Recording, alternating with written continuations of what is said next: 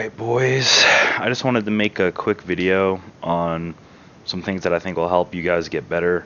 Basically, my number one question that I got when I did a signing at ESL New York for Logitech was, how do I get out of silver? How do I rank up? How do I get global? How do I get better? How do I get on a good team? That's like, I get that question a lot. I get it on my stream in deathmatch. Obviously, it's hard to answer in deathmatch and stuff like that, just like not enough time. I mean, the same thing you're going to get from any pros. They're going to tell you deathmatch, watch demos, play a lot, and try to like work your way up the ladder on teams. A lot of people want to get on an invite or a premier team like just super fast, and honestly, if you're exceptionally talented, you will move up the ladder just naturally, just really quickly. You won't have to try as hard as someone that is putting in more work because they know all the smokes and flashes. They're good teammates, they have good comms. That person will normally move up a little bit slower. Not that they can't make it or anything. There's a lot of players that aren't as skilled as Shocks, that are on good teams. I'm just saying that if you are as good as Shocks, you will get picked up eventually. Like it's just a matter of time, especially if you're putting yourself out there. Now, obviously, that's just a little rant, but my main points were going to be deathmatching correctly. A lot of people deathmatch incorrectly. Are you a tapper? Are you a sprayer? Do you crouch slide? Practice all these different types of aiming. Go in deathmatch and only spray. Go in deathmatch and only tap. Go in deathmatch and crouch slide a lot. Use pistols.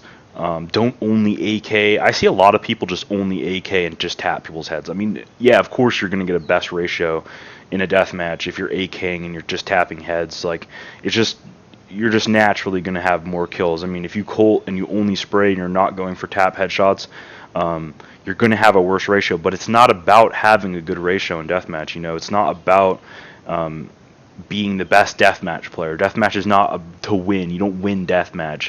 You win by improving yourself. So if you're opping, don't sit in pit and just hide and like use max volume to kill people. Don't use a ton of volume in general. Just put it as low as you can so you can hear gunshots. You can kind of hear where people are coming from, but you're not getting like a significant advantage from it, in my opinion. And then run around the map and try to hit crazy shots. Put yourself in the open. Another thing is, though, that you have to realize is that a lot of people are wide peeking and just fighting you. And you might own them all in deathmatch, right? You might just tap all their heads. But you have to realize that in a real scrim or a real match, people are not going to be constantly wide peeking top mid. They're not going to be just in the middle of the open constantly trying to kill you. They're going to be green box, top mid. And they're going to jiggle peek you when you peek off cat, and they're not just going to commit their full life. But in deathmatch they will, so just take those things into consideration when you're owning in deathmatch and you're going to scrims and you're sucking, because obviously the playstyle's a little bit different. You're using deathmatch to improve your gun techniques. That's what you need to use deathmatch for. You need to use it to improve whatever your weakness is, not to get good ratios. So yeah, that's all I'd say for deathmatch. Just really work on like whatever you think your flaw is. Do you suck at spraying? Do you suck at tapping? Do you suck at opping? Do you suck at close range opping? If that's the case, just run around and try to get up in people's faces and just hit close range shots. Just try to use what you realize is your weakness. Secondly, if you're a silver, honestly, the fastest way to rank up in matchmaking or pugs or anything is just to get better aim. Like, I'm all for smarts and being a good teammate and stuff, but at the end of the day, like, having good aim will rank you up in matchmaking. You'll just out aim everyone and you'll just carry your team up until a certain point. Obviously, at a certain point, everyone's aim will kind of even out. Like the level that I'm at, you're not going to just run around death matching versus G2 or something. It's just not going to happen. So you're going to have to use teamwork and stuff like that. But I mean, at the lower level, you can get away a lot with just being more talented than other people. Now, that's not to say that if you aren't that talented and your strength is not just running around deathmatching and aiming, then what you're going to want to do is you're going to watch demos. Now, demos are one thing that people watch, and a lot of people watch demos, a lot of people watch matches, a lot of people think they're utilizing their time by ripping strats and stuff, but realize how you need to do it. So when you're watching a demo, for one, watch people that play your spot. T side's a little bit different because if you're playing with a team, obviously people are going to have different strats. You can't like mimic exactly what a team person's doing, but you can get a general idea of how to work a spot if you're going banana on Inferno back in the day or whatever. You can get a general idea by watching people. Now watch someone that you actually play like. Don't watch don't watch Forrest if you don't have sick ass aim. If your strength is not your aim, do not go and watch the best aimers because they're gonna do things a little bit sloppier than someone like Zipnix would working the same spot. Now, obviously, I'm not saying he's a bad player or have bad aim, but what I'm gonna say is he's gonna use more utility and he's gonna do things a little bit smarter than someone that has better aim. That's just how it's gonna be. When someone has worse aim, they're gonna have to have little tricks. If you play Inner on Train on CT side, for example, and you watch Flamey, he's going to sit there like a turret, and he's going to murder anyone that comes into his crosshair. Now, if you watch someone like, I can't remember all the interplays. Let's say you watch Kerrigan play Inner, for example. He's going to have a lot of like weird gimmicks and like weird smokes and just weird, like, or Gob B. I know Gob B plays Inner. I don't think Kerrigan plays Inner, but you watch someone like Gob B, he's gonna have little tricks and little gimmicks and little one-way smokes and flashes and Molotovs, and he's gonna do things that are gonna help him get kills, not based off his aim. Okay, so if you are not an aim-based player, watch people like that. That is gonna help you more than anything else. So, it's kind of like doing a review of how to play your spot, how to play your site. Make sure you're getting people that are playing somewhat like you. Now, that doesn't mean you can't watch both. Watching both is even better, obviously. But I'm just saying, if you're going to pick one, pick the player that's more that you play more like.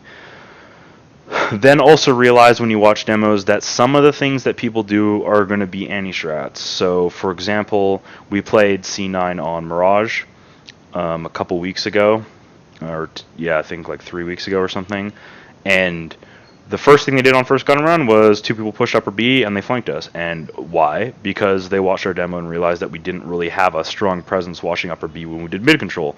That's always been a weakness and it hasn't really bit us in the ass, but they watched a demo and they saw that, they just pushed.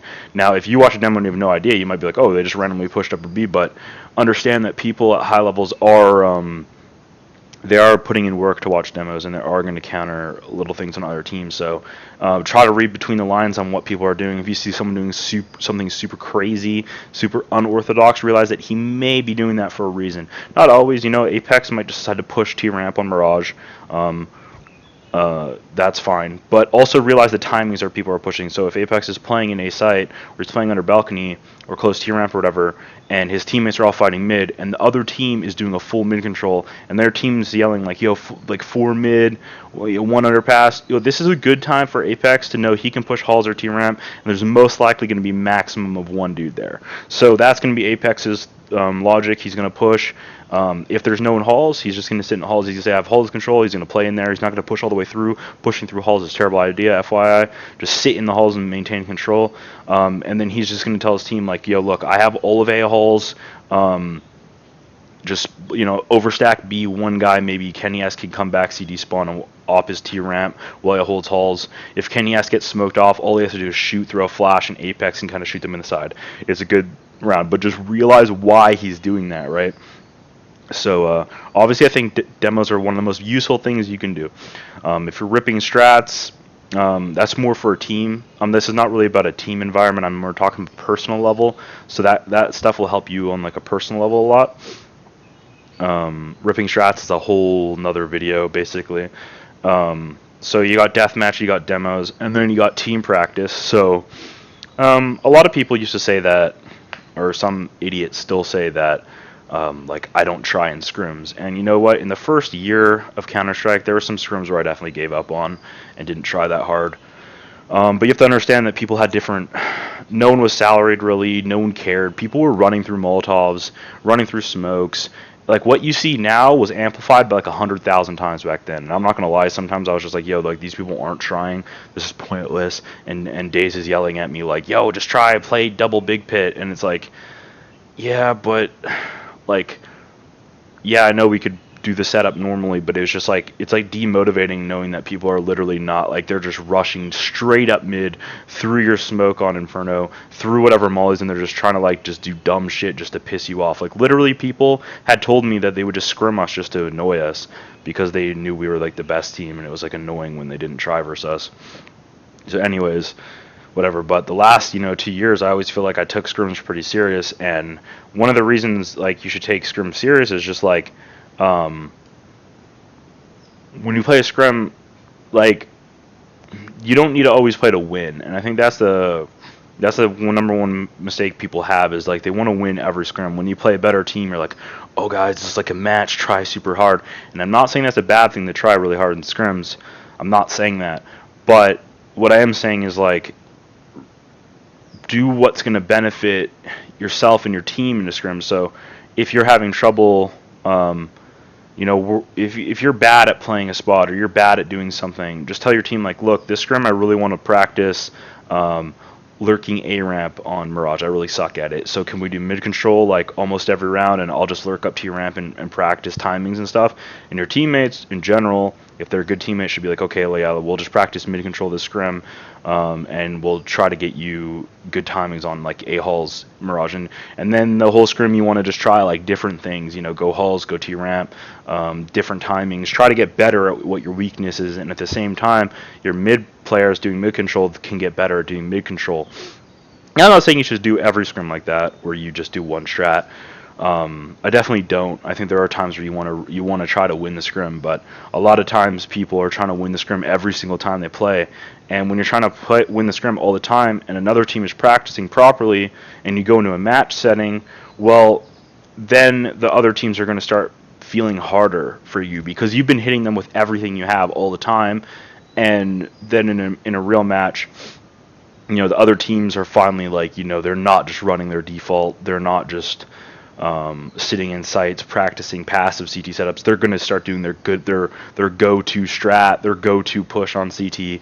I'm telling you, any good team has their go-to like gimmicks. Every team has gimmicks where like this is a strat they'll save for a match. They'll use it on first gun round. They'll use it when your money's low, whatever. Every team has these strats. I have them, especially on like certain maps like Cache that are easy to gimmick on. Like you'll have certain strats that will work, but I don't run them ever in scrims. I have a couple strats that I won't even let my team. They'll be like, yo, we should do this, and I'll say no. Like just there's no point. We're already good enough at this strat that we don't really need to run it anymore, especially if it's a simple strat. If it's a huge nade execute, then yeah, I do think you should run it every once in a while. Maybe versus teams you're not as scared of, or dry run it. But when it comes to like kind of dry strats or like things that are going to catch people off guard, if your team is confident enough doing them, stop doing it.